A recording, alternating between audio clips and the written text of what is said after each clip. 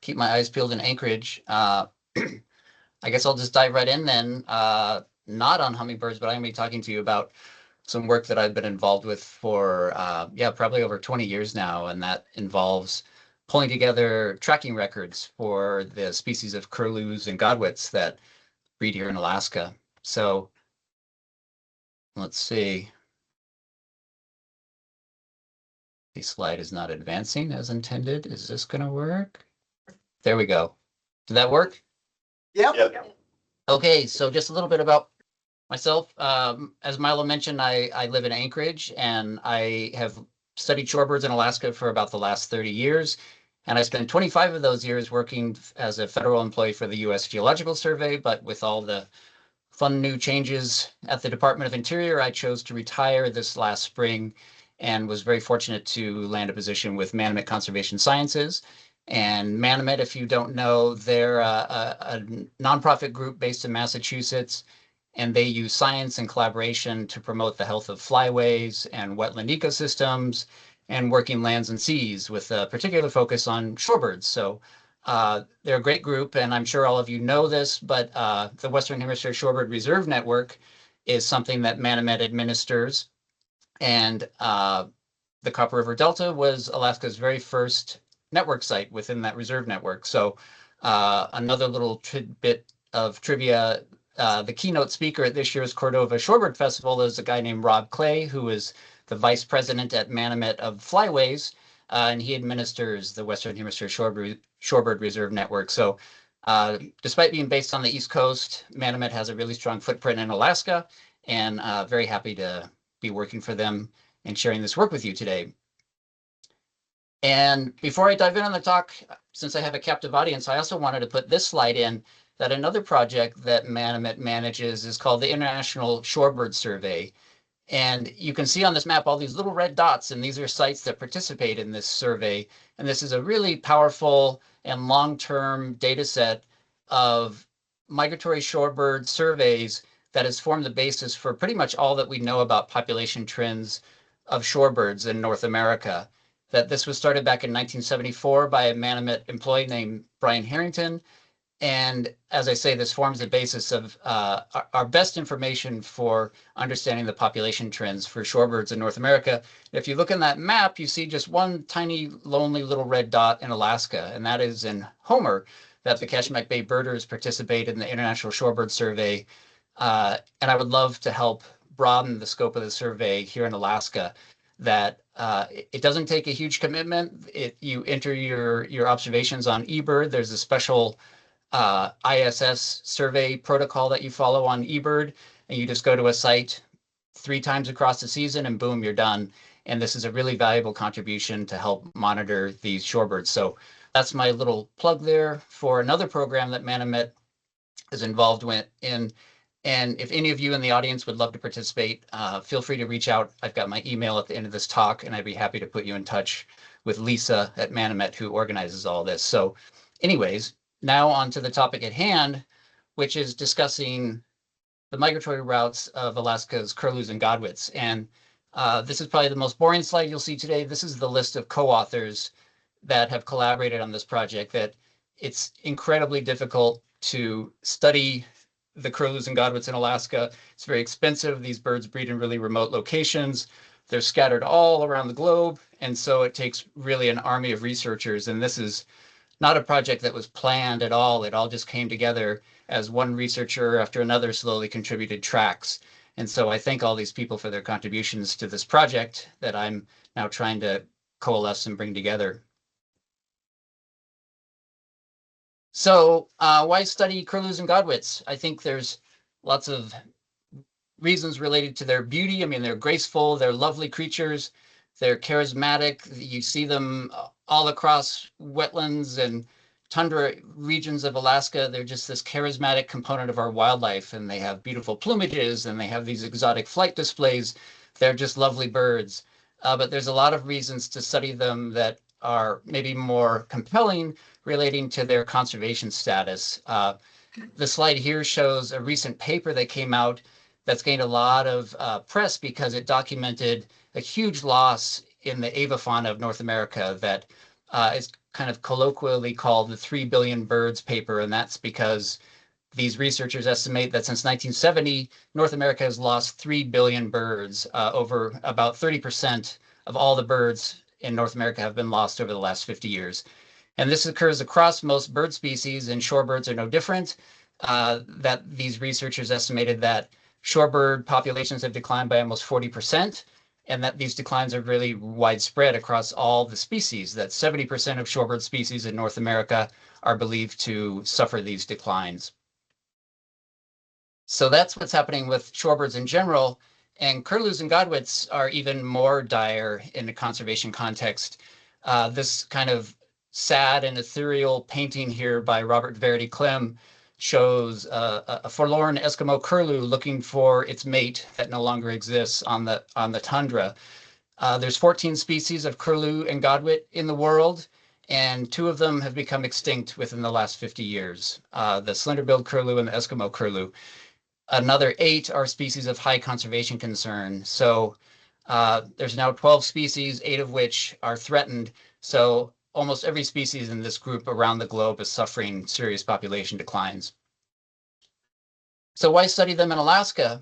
Well, as you guys are intimately aware, being on the Copper River Delta, Alaska is this amazing nexus of these various migratory flyways. There's 5 migratory flyways that terminate up in Alaska. All these birds from around the globe are coming to Alaska to take advantage of this incredible productive and pristine habitats that we have. It's believed that about 1/3 of the world's shorebirds in general, 1/3 either breed or migrate through Alaska. So Alaska is really one of the most important places in the whole entire world for shorebirds. And we're really lucky in Alaska. In North America, there are 7 species of curlew and godwit, and in Alaska, we have breeding populations of 6. So these are the 6 species that I'm going to be talking about today. There's the upland sandpiper, the bristle-thighed curlew, the freshly named Hudsonian whimbrel. The American Ornithological Society recently voted to split the North American breeding whimbrel from the Eurasian whimbrel, so it's now the Hudsonian whimbrel. We have the bar-tailed godwit, Hudsonian godwit, and marbled godwit. So we're really fortunate to have these 6 species here.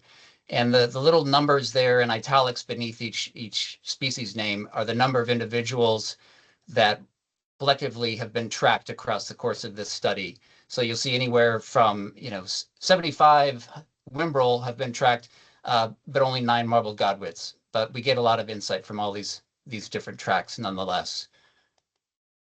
And this slide shows where these tags that we put on these birds to track their movements have been deployed. And really the takeaway here is that these birds occur all over the place, all across the Pacific Basin, from the tip of North America to the tip of South America to the western Pacific shores of Asia. And some species we've trapped and put tags on at breeding sites and at non-breeding sites like the whimbrel. I'm not sure if you can see my cursor there, but I'm tracing breeding locations where bristle-thighed curlew have been trapped on the Seward Peninsula and trapped on their breeding grounds in the Andreevsky Wilderness and the Yukon Delta, and also on Midway Island and on Oahu. So we're getting tracks linking birds from both ends of their flyway. And in contrast, we have some species like the Hudsonian godwit, where the only tracks that we have in this study come from birds that Nathan Center tagged down very far south in Chile on Chiloé Island. And you can imagine that to really understand the migratory routes of a bird, you want to tag individuals all across its range at breeding sites, non-breeding sites, migratory stopover sites, but that's a real logistical challenge. So we're very lucky to have what we have here, and we learn a lot from where we've tagged these birds, but it's not exactly a systematic study design. We trap the birds where we can. And when I say that they connect the globe, this barely legible figure is just to show you that these 6 species in total over the tracks that we've monitored have visited 33 countries. And you can see that some species like the marbled godwit, they're kind of homebodies, rarely visiting Canada on their way north to the Alaska Peninsula where they breed near Ugashic Bay, visiting only 2 countries over the course of their annual cycle, but birds like the upland sandpiper and whimbrel visiting across this study. the birds visit every country in North, Central, and South America, many countries in Oceania, and the Pacific Rim of Asia. It's really amazing collection of countries that these birds connect to Alaska. And so what do these migratory routes look like? This is an animation that I've created of these 6 species of all the tracks that we have. And each little ephemeral dot there is an individual track of an individual bird from each of these 6 species, color-coded by the species. And you can see the date ticking away in the upper left-hand corner. And you see the birds now peeling away on southward migration as they head to their non-breeding sites in September. And you can just, the eye helps you sense these really obvious patterns. Like you still see some upland sandpipers slowly trickling down to Uruguay and Argentina. And now we've turned around in the new year, and you'll start to see birds from New Zealand, the bar-tailed godwits. They're the first to leave. They have the longest migration. The whimbrels from southern Chile next, and then the Hudsonian godwits from southern Chile. The bristlethied curlews migrate north latest because they have a very short route. So what we want to do is characterize these amazing migrations that you see these birds scattering all across the globe, all across the year, but we need to be able to kind of deconstruct that and put it into a conservation framework. And don't let your eyes glaze over. This is the only kind of scientific figure that I'm going to throw out tonight. And what this represents is sort of the deconstruction across the annual cycle of those tracks. And what I've done here is that each of these box plots within a species, so upland sandpiper, bristlethied curlew, whimbrel, bar-tailed godwit, Hudsonian godwit, marbled godwit, these boxes represent the timing of annual movements. And in gray here, this is a departure from wintering sites, non-breeding sites. And then in green, this is the arrival at their breeding site. And in blue, I've depicted their departure from their breeding sites. And then the orange shows their arrival back at their wintering sites. So these are sort of the ways that I've deconstructed these movements across the annual cycle. And each little dot is the day. So like ordinal date 100, that is, gosh, I think it's April 19th or something like that. So you can see these movements across the calendar, and you can really see the way that these species vary in their migration ecology. So for instance, now highlighted here in red, you see that there's essentially no migratory period for bristlethied curlews and for marbled godwits. You see that the time between when they depart their wintering grounds and arrive on the breeding grounds, there's almost no time at all. These birds have relatively short migrations. And that's as true in the fall as well, that when they depart their breeding grounds and arrive on their wintering grounds, depicted in blue and orange, again, there's relatively little time there. And this is in real contrast to species like the upland sandpiper, the bar-tailed godwit, and the Hudsonian godwit that have these really protracted periods of migration, especially in the fall. So this represents a time where these birds are just on the move, moving between their breeding sites and their non-breeding sites. So this is almost a 100-day period for the upland sandpiper here on the far left, during which they're on the move, working their way down south to their wintering grounds. And these patterns are really important in a conservation framework because we need to understand the way that these birds use the sites that they do, how long they're there, how many sites they use, and be able to put that into a conservation framework so that we can effectively conserve these species that have really different patterns.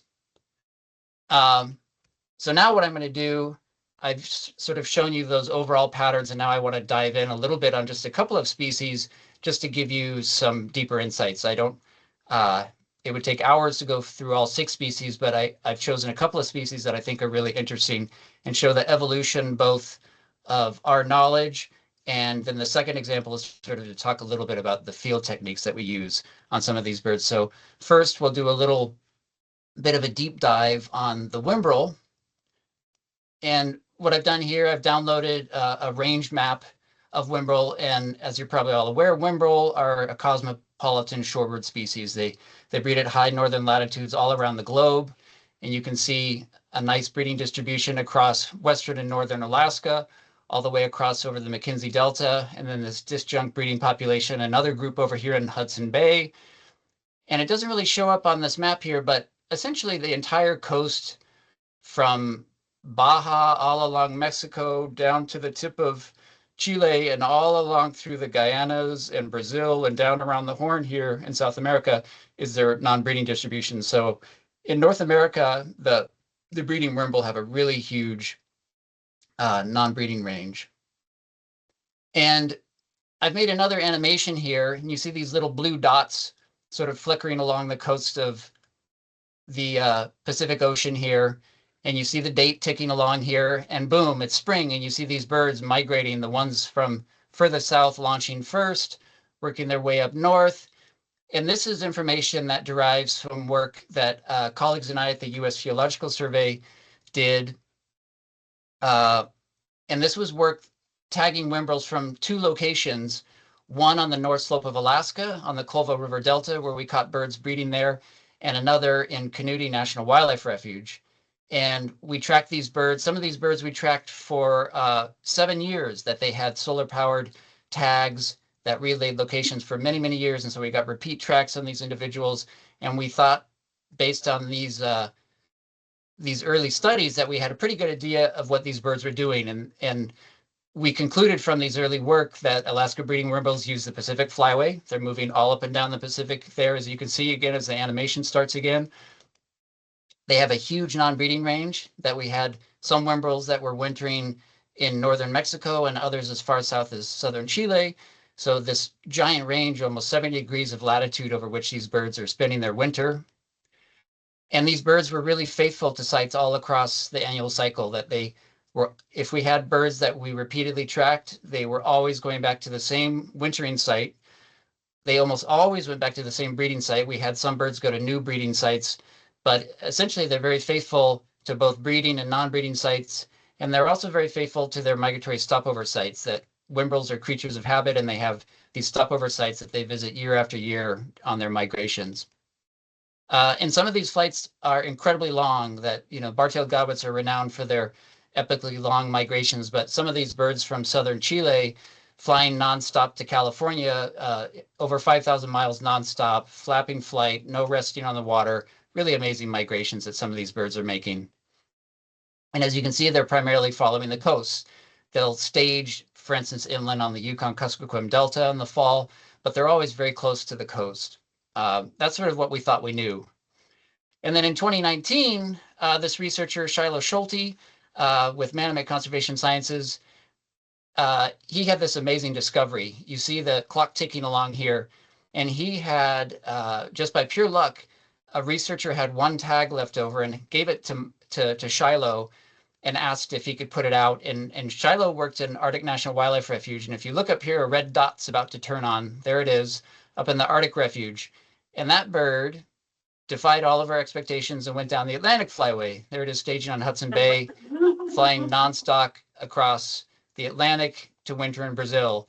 So this was a really surprising and amazing discovery that really upended what we thought we knew about what wimbrels that bred in Alaska did.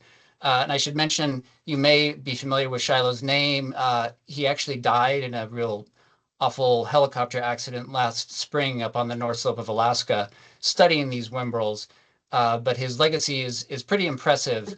And when I show this next slide, it shows all the work in red that Shiloh's work inspired.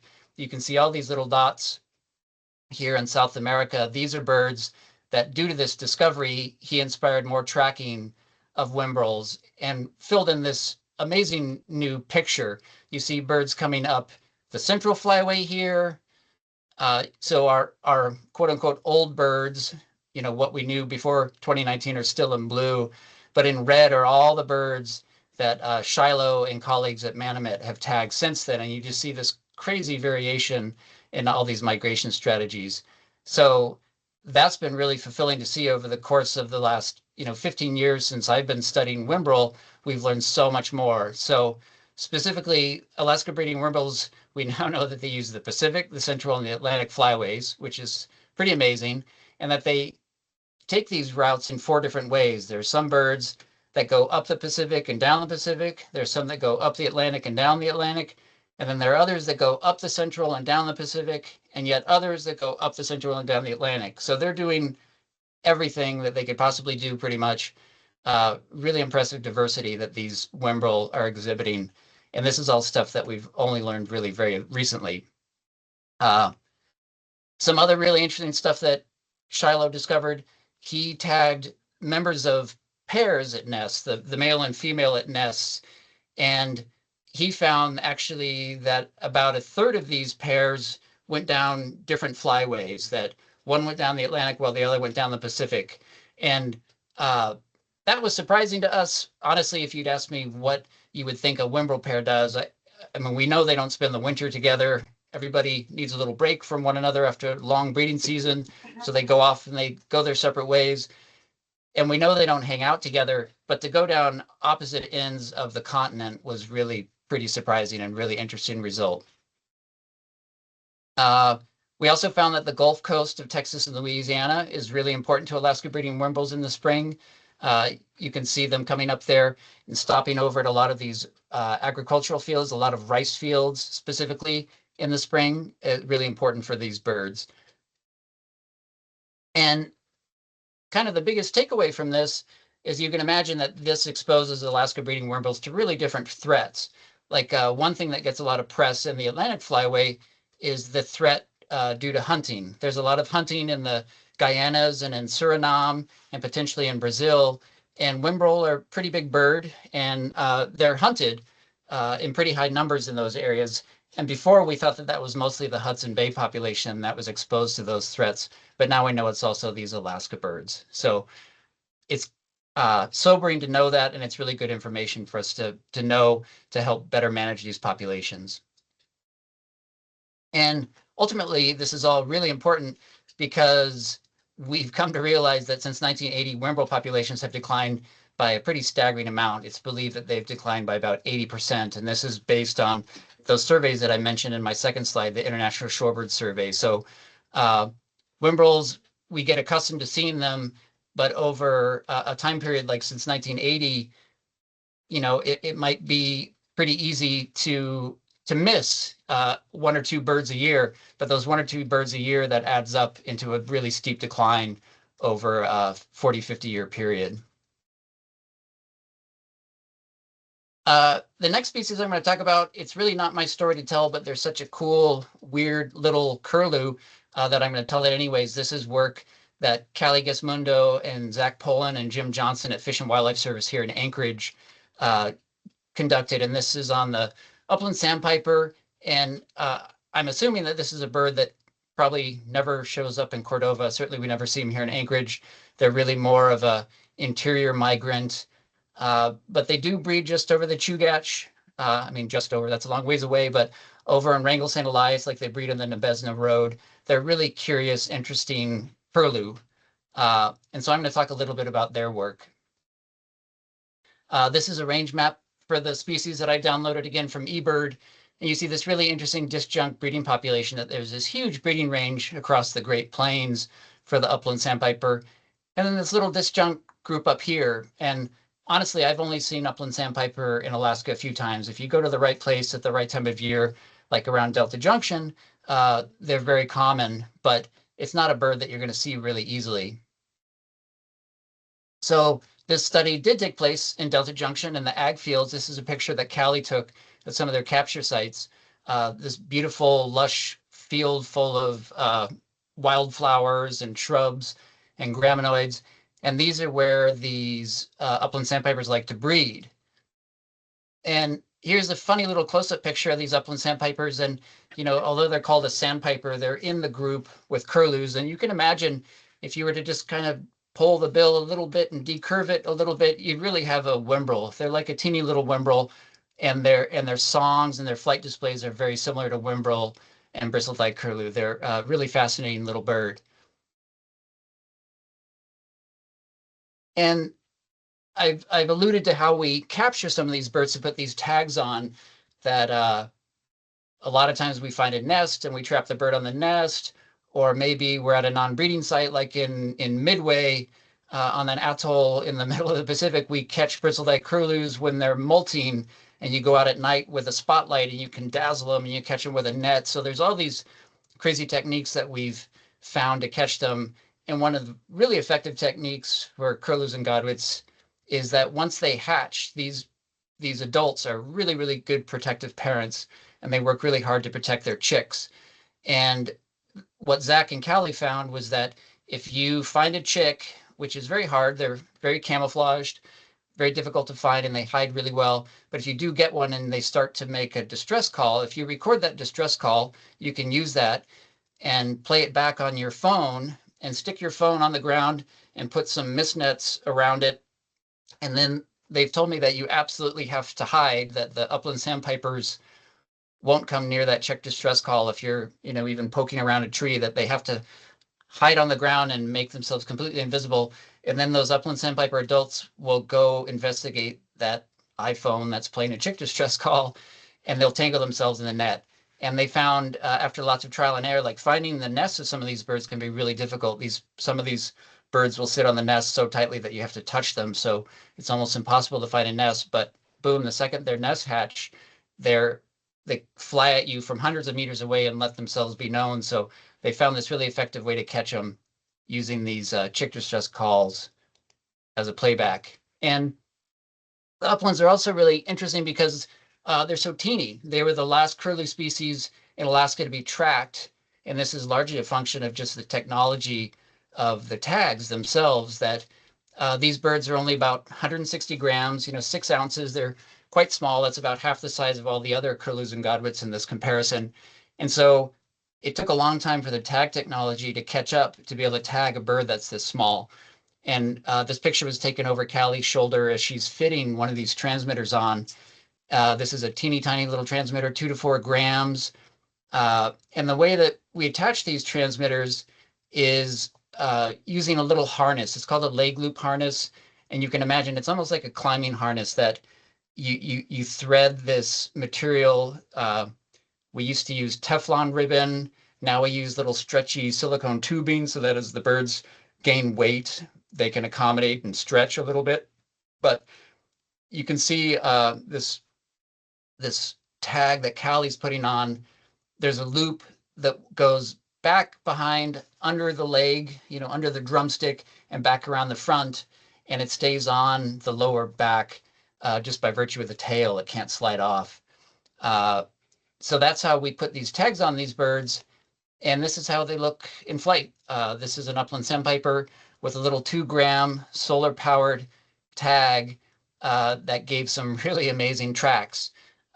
One thing that I'll note, these are beautifully aerodynamic birds, and when you put even a small little transmitter like this on their back, it undoubtedly affects them. And you put a long antenna like that on a bird, and it's going to affect it aerodynamically. And we've all learned the hard way that sometimes, like I know some researchers who are putting tags like these on red phalaropes and up on the North Slope of Alaska, and the Jaegers really keyed on those birds and found that they could chase them and grab the antenna and throw the birds on the ground and kill them and eat them. So we're very careful about what we do, trying to minimize the impact that we have on these birds. And thank goodness the curlews and whimbrels are bigger, and you can imagine, a 400-gram whimbrel with a 2-gram tag. It's a pretty small weight, but still we take that very seriously. And in our studies, we also assess the effect that deploying these tags on these animals actually has, to try to understand better if we're negatively affecting them or affecting their behavior in any abnormal way. And so what did Zach and Callie and Jim learn? Well, they're kind of unusual. You can see, in contrast to most of the other species that during the winter period who are stationary, you see these guys slowly milling about. And then as spring comes, boom, off they go, flying over the Andes on a nonstop flight all the way to the Gulf Coast of America and moving up the Central Flyway. And then you see, boom, that little blue dot there, that's Delta Junction. That's where every single one of these birds was tagged. So they learned some really interesting things about these birds, that they're very faithful to their breeding sites, but that they otherwise really wander. And they wander because these birds are really keyed on at ephemeral wetlands, that the Central Flyway 200 years ago was just this vast, great plain, and the prairie pothole region was just a system of amazingly lush wetlands, some of which were dry in some years, others were wet in other years. So these birds were sort of attuned to moving around looking for these ephemeral wetlands. And you can see that here down in their wintering grounds in Uruguay and Argentina. They're moving around from wet cropland to wet cropland, or these big pastures where people graze cattle and horses. So these birds are highly mobile across their non-breeding range. So when they're migrating, they're looking for wetlands. When they're in the winter grounds, they're looking for wetlands.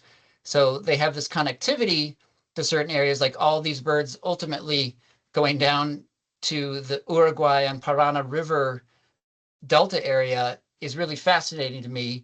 But they're not tied to any one unique spot, like the way a whimbrel or say a marbled godwit would be, where they're defending this teeny little patch of mudflat day after day all winter long. These guys are milling around, but they do have this connectivity to this small little delta down there in Argentina and Uruguay. So really interesting stuff. So as I wrap up here, there are just some takeaways here that I'm sure are pretty obvious to most of you. Really what we're trying to do with this study is understand kind of the who, what, where, and when about when these birds move. And all of that tells us is the why, like how is this important and why are they doing what they're doing, and how can we best accommodate these amazing migrations. And we all know this, but Alaska is totally critical to these birds, not just as a breeding site, but migratory stopover sites on northward migration, southward migration. It's just an incredible place where all these birds need to be.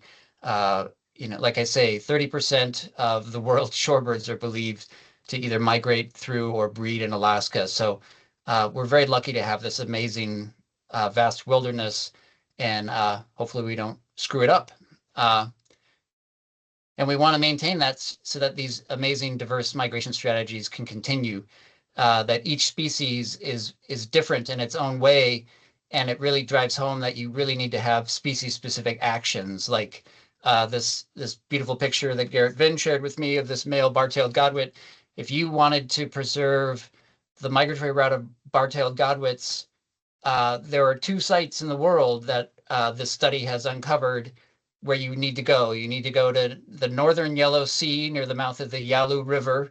That's where all of Alaska's bar-tailed godwits stage in the spring. They make these nonstop flights from New Zealand and Australia to the Yellow Sea and stage there for another month before they fly to Alaska. And then once they finish breeding, they all stage near the mouth of the Kuskokwim River. So it's really these species, this one species uses 2 sites, one in the spring, one in the fall, to fuel these amazing migrations. And this is in real contrast to a species like the whimbrel that may have a similar migratory range, but makes hops, skips, and jumps all along the way. And you won't find, like if you go to the mouth of the Kuskokwim River at the right time of year, you'll see 90,000 bar-tailed godwits. Like the world's population is there, but you'll never find a spot like that for whimbrel. They just don't converge in such high numbers. So these species-specific actions are really important to understand and implement to have effective conservation. And all of this is just to reiterate that the populations of curlews and godwits are declining. We don't always understand why, but we have a leg up here in Alaska that we have this largely pristine habitat in which these birds can at least come up and have a safe haven to breed and reproduce. So with that, I want to thank all the folks who've contributed data to this project, and Dave Douglas for helping me crunch these tracks and synthesize these tracks, and then Luke, Callie, Zach, and Garrett for sharing some really nice photos. And there's my email if you want to talk to me about any of this stuff afterwards or talk about the International Shorebird Survey. I'd be happy to chat with you, and be happy to take any questions right now if there's any in the audience. I have a question. Can you hear me? Yeah. Hey, Marianne. Hi, Dan. Thanks. That was a wonderful, wonderful presentation. I want to bring it back to the copper and the marble godwits. Can you talk about that? Like how important is that controller bay area for marble godwits? Yeah, that was, uh, I don't have the map in this presentation that will show it because it kind of gets swamped by these other species, but that was, I mean, I'm sure, Marianne, you knew what was going on in Controller Bay, but it was really a site that hadn't received a lot of study since Stan Center's work, and I know you flew some surveys there, but we were really surprised. So we tagged 11 marbled godwits at breeding sites near Ugashik Bay, and 9 of those we subsequently, so they flew south to their non-breeding sites. 9 of those we subsequently tracked on northward migrations back to Alaska, some of them up for like 6 years. And what we found was that all 9 of those birds at one spring or another went to Controller Bay. So if there was any one site in the northward migratory history of the marbled godwit that was important, it was Controller Bay. They all use it as like their stepping stone to the Alaska Peninsula. They'd go there, kind of, it seemed like they were sort of sticking their finger out the window and seeing what it was like, and sometimes staying there for as short as half a day, sometimes staying there for 4 or 5 days before moving on to Ugashik to breed. So for the, Alaska has this unique subspecies of marbled godwit, the Beringii subspecies. So it's believed to only number a couple thousand individuals. And if there's any one site that's totally critical to them, I would say is Controller Bay. I worked with Janelle out on the Red Knot survey project out there. Awesome, And yeah. one of our early surveys we went out on, I saw 480 marbled godwit in one flock. That was like early, I want to say it was like the first couple of days of May 2nd or so. But yeah, there was a bit of a storm brewing, and it was just one mass flock that came together. It was amazing. All 3 species were in that flock as well. It was kind of fun. Wow, cool. That's awesome. Who was that? Who I couldn't see who said that comment. It's Aaron Bowman. Oh, Aaron, okay. Aaron Bowman, yeah. Awesome. Yeah, Aaron, I heard you got to go out there. I was supposed to go out with Janelle in 2021, but long story, I couldn't get on the plane because it wasn't carted appropriately for OAS, but I'd love to see Controller Bay. That was, Janelle kind of went out there because a group of us, Jim Johnson, who had tracked the red knots, Nathan Center, who tracked the Hudsonian godwits, and those of us who tracked the marbled godwits, we all said Controller Bay is really unique, that all 3 of those species seem to really key on it in the spring. So I'm very jealous. That's great. I mean, that's like a 1/5 of the population of the Beringii marbled godwit in one flock you saw there, Aaron. That's pretty cool. Yeah, it was stunning. It was really, really amazing. Yeah, so that with this paper, these are the sorts of things that we want to publicize, that as I mentioned, for both Hudsonian and marbled godwit on northward migration, Controller Bay came out as one of the most important sites, and we want to highlight that and elevate the profile, because I know it's under some threats now for subsurface coal mining and things like that, the Katala oil fields, et cetera. Yeah, and I just want to mention Controller Bay is not part of the Western Hemisphere Shorebird Reserve Network. We talked about it 30 years ago. At one point we wrote something, but there's sort of been, some pushback on it. And, I'd still like to see it happen. That would be amazing. Yeah, with these tracking data now, I think we've got, and, observations like Aaron made, that would be wonderful. That's something, when Rob Clay is up in May, twist his arm.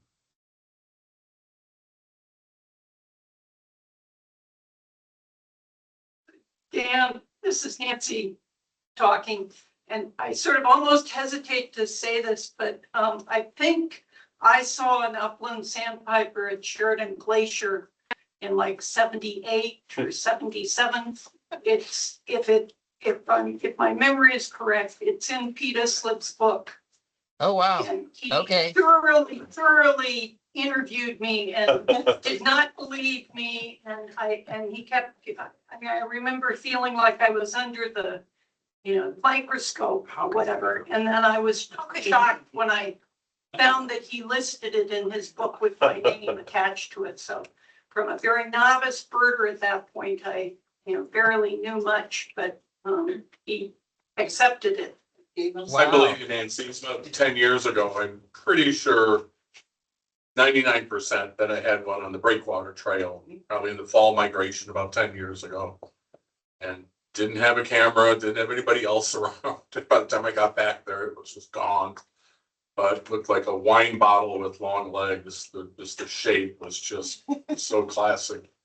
Ah, awesome. Yeah. Well, if Pete okayed you, Nancy, I'm sure it must have been real then. Yeah, that's awesome.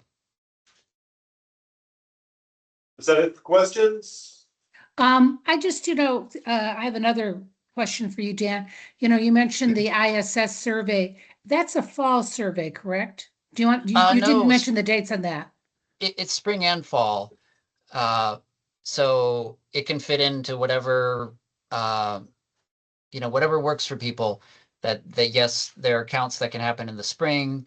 Like I say, Homer's been counting every spring now, I think for 10 years now, contributing to it. And, our Alaska is so interesting that our spring counts are so different from our fall counts. So, Copper River Delta makes a lot of sense as a spring count site, but not so much as a fall. But even fall counts would be very interesting. But yes, the counts can occur in the spring as well.